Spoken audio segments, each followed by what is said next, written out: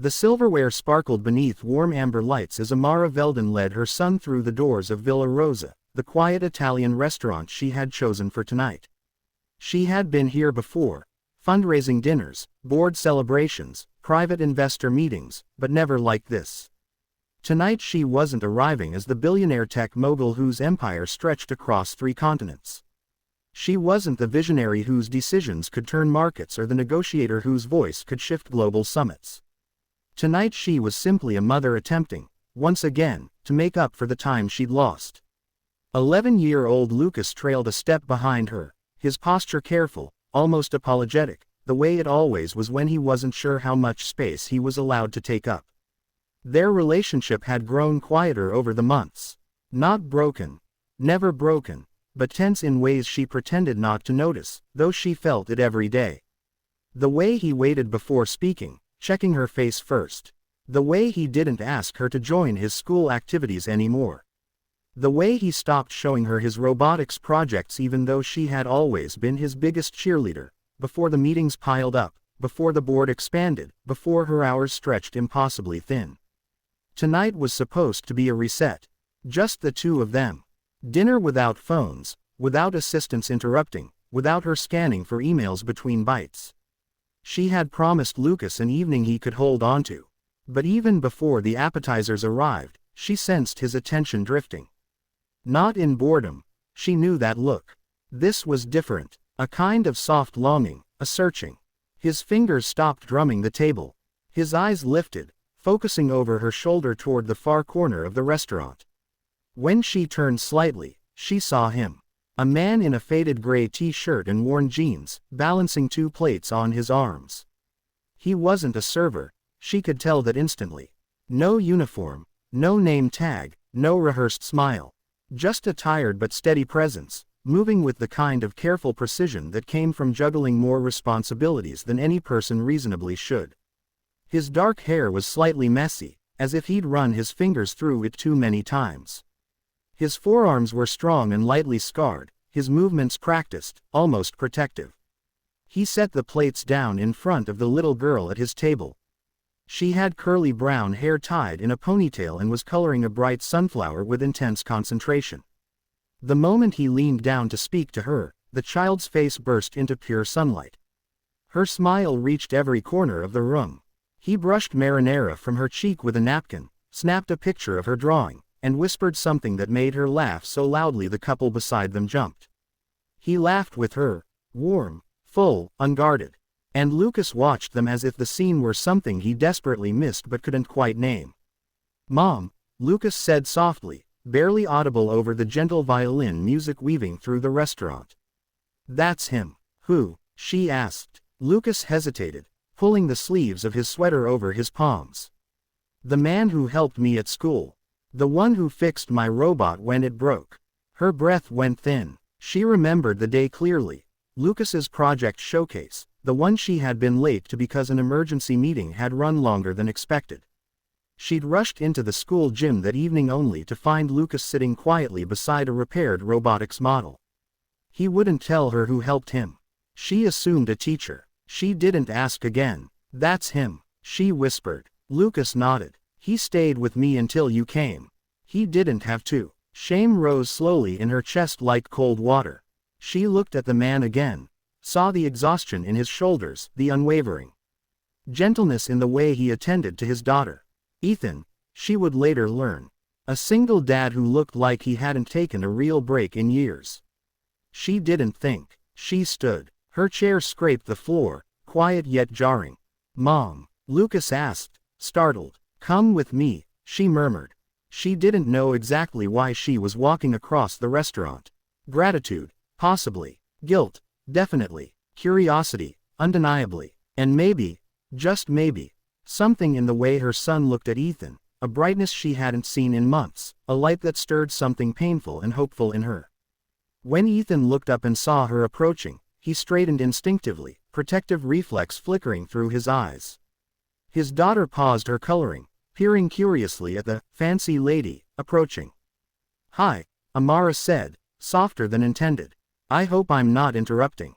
Ethan blinked. No, not at all." Lucas stepped forward, half hiding behind her. Ethan's expression transformed the second he saw him. "Robot car Lucas," he said warmly. "Hey, buddy." Lucas's shy smile broke through like dawn. Amara froze. Ethan remembered him. She searched his face for any sign of annoyance or expectation. There was none. Only kindness. Only the quiet familiarity of someone who had stepped up for her son when she hadn't. "I never thanked you," she said, her voice tightening. "For helping him that day." Ethan shrugged, modest but sincere. Any dad would have done the same. Something about the way he said it, simple, unassuming, true, made emotion twist sharply inside her. Because not every parent would have. Not every parent did. The little girl tugged at Ethan's sleeve. "Daddy, who is she?" Ethan chuckled. "Someone very important, Peanut." "Not tonight," Amara said gently. "Tonight I'm just a mom." Ethan held her gaze. Steady, unwavering. He didn't flinch, didn't shrink, didn't puff up with false confidence. He met her eyes as if she were just another person, not a billionaire whose name topped global lists. It was grounding, disarming, strange. "I'm Ethan," he said finally. "This is my daughter, Mia." "It's nice to meet you both," she said, then turned to Lucas. "Do you want to show Mia your sketchbook?" Lucas nodded hesitantly, pulling out the worn book he'd brought with him. As the kids huddled together, giggling softly, something unknotted in her chest. She wasn't prepared for the next words that left her mouth, words that shocked even her. "Would you and your daughter like to join us for dinner?" Ethan froze. Completely, utterly froze. And in that moment, the entire restaurant seemed to pause with him. Part 2. Ethan wasn't a man easily shaken. He'd handled overnight shifts, 2 jobs at once, last-minute school calls, fevers, tantrums, bills, and broken plumbing. But nothing in his universe had prepared him for a billionaire, one of the most powerful women in the country, standing in front of him and asking if he wanted to join her for dinner. Are you sure?" he asked carefully. "It's your night with your son." "I'm sure," she said. And the way she said it, soft, almost pleading, left no room for doubt. "But I don't. Daddy, please." Mia jumped in before he could finish. "I want to sit with Lucas. He's nice." Lucas blushed immediately and nearly dropped his sketchbook. Ethan exhaled, rubbing the back of his neck. His instincts, his pride, his caution, warred with the look on Mia's face and the quiet hope on Lucas's. At last, he nodded. "All right, Peanut, if you're sure." Mia squealed. Lucas smiled wider than she'd seen in months. And within minutes, the tables were pushed together, silverware rearranged, and the 4 of them formed a new little circle that felt far warmer than any of the elegant gatherings she had attended in years. The conversation began, awkwardly, polite, careful. But kids have a way of dismantling walls adults don't even realize they've built. Lucas showed Mia his drawings. Mia told Lucas about her attempts to train a pigeon to deliver notes. It didn't work, he pooped on the letter. Ethan laughed, telling a story about Mia, helping him paint a room and accidentally coloring half the carpet green. Amara found herself laughing too, really laughing, the sort that loosens your ribs and shakes off years of accumulated tension. Her son watched her laugh with something like wonder. That alone nearly broke her heart. Slowly, subtly, the atmosphere softened. The kids leaned into their own world of doodles and jokes, and she found herself talking to Ethan as if they had known each other far longer than the space of a single evening. "Lucas admires you," she said quietly when the kids were whispering to each other. "He remembered what you did for him." Ethan's brows lifted. "I didn't do much. You stayed," she corrected. "Sometimes that's everything." Ethan studied her for a moment. "He's a really good kid," he said. "He just needs someone who sees him." The words pierced deeper than he intended. She swallowed. "I'm trying," she said, barely above a whisper. "Sometimes trying is enough," he replied. "And sometimes it isn't," she murmured. Ethan didn't comment, but he looked at her with a gentleness she hadn't felt in years, one that didn't judge her, didn't pity her, didn't expect anything from her. The kind of gentleness that made her want to speak honestly. Dangerously honestly. They talked about their kids. About work. About things she never had the time or the courage to admit aloud. She learned he worked 3 jobs to stay afloat. Learned he'd been raising Mia alone since she was 4. Learned his life was held together by grit, duct tape, and more love than most families would ever know. And when dessert came, something quiet and astonishing happened. Lucas slid the bright red cherry from his plate toward Mia. "You can have it," he said shyly. Amara's breath trembled. Lucas never shared food. Never. Mia beamed and popped the cherry into her mouth. Ethan blinked rapidly, overwhelmed by the small but meaningful gesture. Something shifted then. Something delicate, invisible, sacred. The evening wound down eventually.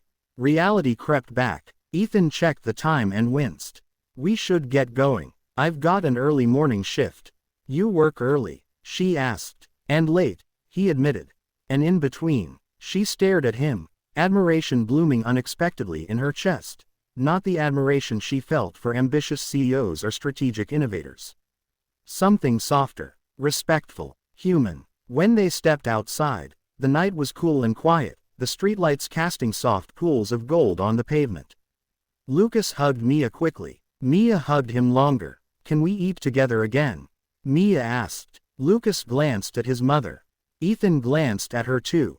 Amara inhaled slowly. "Yes," she said. "Absolutely yes." Ethan nodded. "Thank you. For tonight." "No," she said truthfully.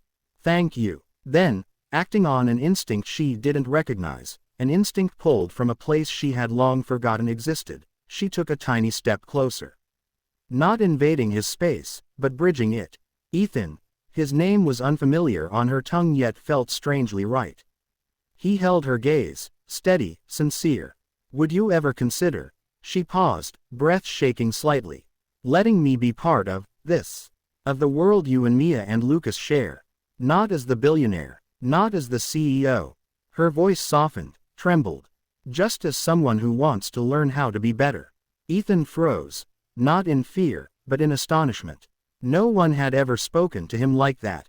No billionaire. No parent from school. No one. And as Lucas and Mia exchanged shy goodbyes beside them, the night air hung still, holding the moment gently between them. A beginning neither expected. A beginning both needed. A beginning that felt like the start of something real.